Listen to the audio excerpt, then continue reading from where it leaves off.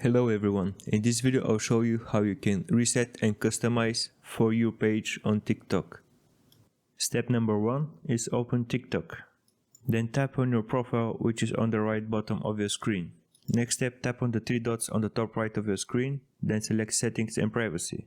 Next step, scroll down on the bottom of your page until you see Free Up Space. Then you need to click on Clear on both Cache and Downloads. Then go back to your home page and start customizing your FYP For You page. To see videos similar to the ones that you like, click on the heart icon. That way TikTok will show you only that kind of videos that you like mostly. If you don't want to see some type of videos, you can hold on the screen and then click on Not Interested. Repeat that process further until you see the desired videos that you wish to see. Also, if you want the video to be shown even more, you can just watch it all the way to the end. That way you're giving away a signal to TikTok that you prefer that content. And that's all there is to it. I hope this video was helpful. Don't forget to subscribe and see you in the next one.